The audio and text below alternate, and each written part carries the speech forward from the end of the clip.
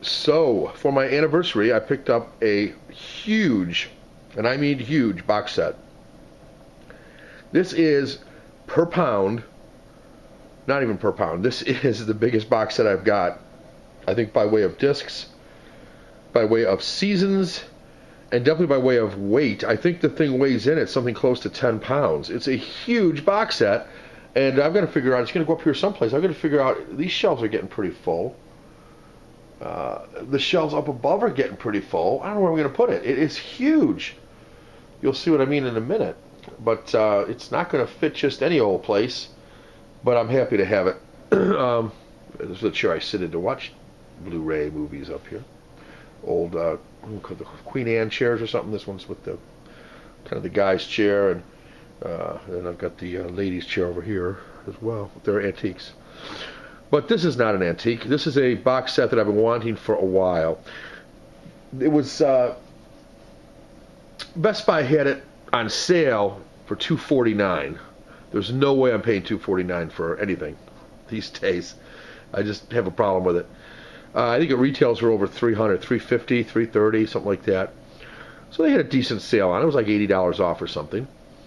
But I got an additional $90 off because they matched the Amazon.com price, and you can usually get some pretty good prices there. So without further ado, I'll just say this. It was a guilty pleasure when I first started watching it, but I wouldn't miss an episode when it was on. I watched it every week pretty religiously until the finale. Thought I might get disappointed, but in the end, as I thought about it, all things considered, and of all the shows and finales I've ever seen, this one actually didn't do too badly by me. So this is it. It's Smallville. Like I said, guilty pleasure for me. Tom Welling as Clark Kent. Not as Superman, but as Clark Kent. He never is Superman, except for maybe the very final episode. Spoiler alert. Anyway, this is the box set. It's huge. It's the Bond set is maybe like that. This is another 50% thicker than the Bond set or something like that. It's got a few dings in it, but reason I was prone earlier. My last video was because I had to return the last one. It was all torn up and stuff. This one's a little dinged here and there, but overall it's a decent look. I'm happy with it. It's just huge, guys, and I'm telling you, it's like 10 pounds. I'm not kidding. When I say it's 10 pounds, it might be 8, but it's pretty heavy. Here's the side. I won't be going that way though. It'll be probably displayed, I'm guessing, that way, more than likely. Here's the back. Like the Bond set, you've got two of these books. These are better than the Bond books, though, and I like the Bond books. A lot of discs, they're going to be prone to scratching probably, but I'm pretty careful, and I usually get clever as to how to get them out. A booklet with all the episodes, and then a replica of the Daily Planet, which I'm looking forward to checking out. Here is the sides. I did open this for your for my ease in the video and for your pleasure, hopefully. Let's see, that's pretty clean there. All right. I'm not going to try to take any discs out. Taking the discs out is a two-handed operation, for sure. There's a matte finish on this. This is seasons 1 through 5, and this is beautiful. I don't know if you can really get a sense for this, but these are beautiful, beautiful images here. And it's on both pages, so I'm just going to kind of quickly give you an overview of some of these pictures. Discs are up here.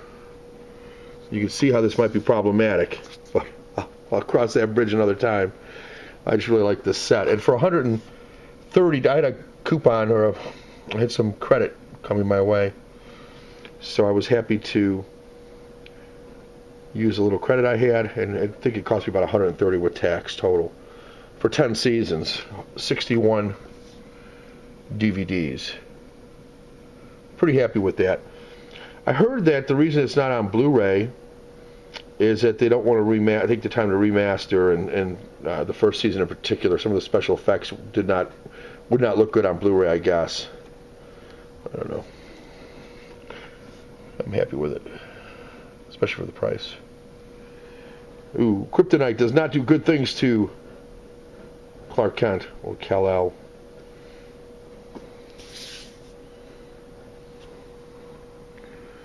Just beautiful, beautiful, beautiful images though in this. Oh, she's a beautiful girl, Chloe. And each season, a little different color here at the top. Here's season 4. I didn't get his obsession with her. She's a cute girl and everything, but I'm just overly obsessed with her. She was better. Oh yeah, that would be Lois Lane. She's a hottie, no doubt. Here's a picture of a lot of the cast over here. Yeah, let's see, we're getting up here. I don't remember that episode. I have a sense of it. I definitely remember that episode, though. And I remember that episode. And I definitely remember this last episode here. LexCorp. So that's 1 through 5. I'll give you a quick look at. Just throw that on the bed over there before I get it out of the way. Here is 6 through 10.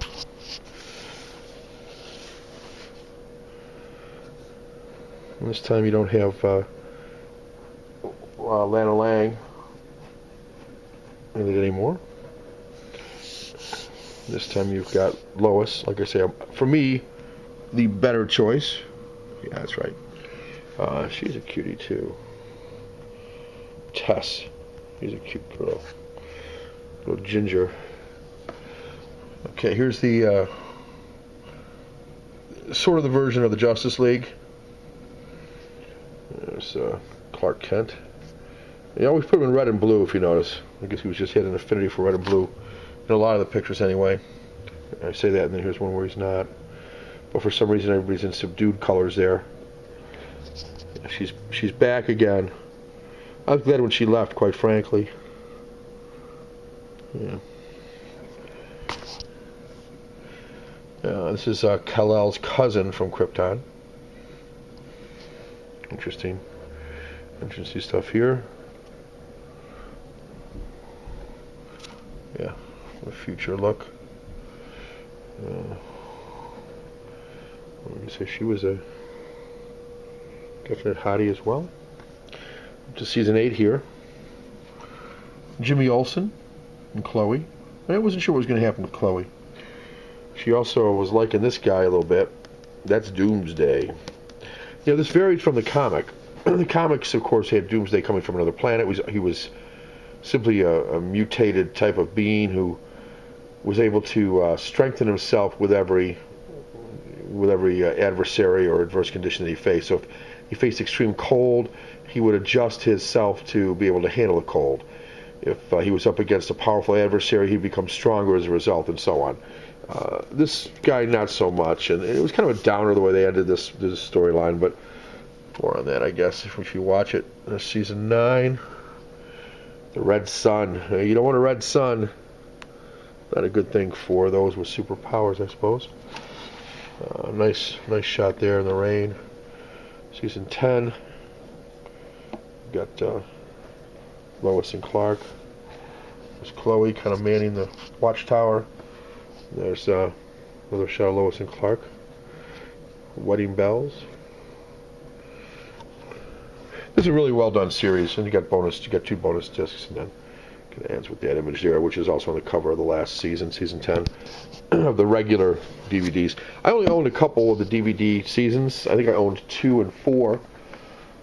For no reason, I just hadn't picked them up, and I loved the series, so it wasn't that. When it was on, I was watching it, and then I thought, well, you know what, I'm going to wait till they're on sale. Then I heard about the box set, and so on and so forth. So take a quick peek here at this. Slide that out of there.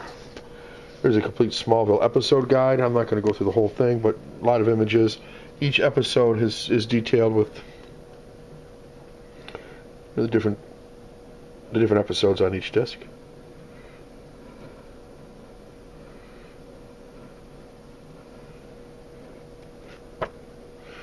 Oh, I skipped ahead there. Production sketches here. More episodes. Great images. Really nicely done. Slick images. Here's everybody from the whole series. Really well done. I think it was well acted. well produced. I think they had a good idea. Here's the Daily Planet. Then it's actually the full newspaper of the Daily Planet. Well, that would be great on a wall, but it'd also be great to look through it. So I think about what I want to do with that. But so we got the Daily Planet too. It's got a crossword puzzle and everything in there. So that's Smallville, the complete series, on DVD. I've been wanting it for a while, and for $130 with tax, for 10 seasons, that's $13 a season. I really couldn't pass it up with this kind of packaging.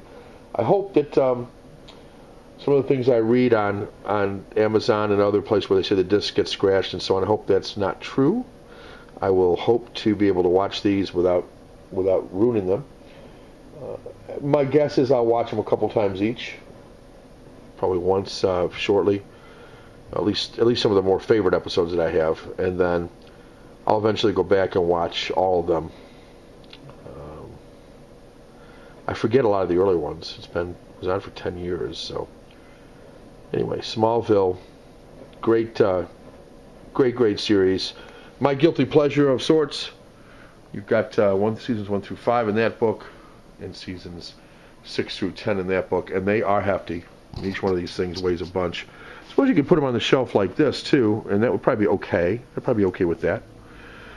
Leave the box set elsewhere, but my shelves would accommodate that. I think my shelves are double deep, so I could probably get away with those two like that, and just the box set.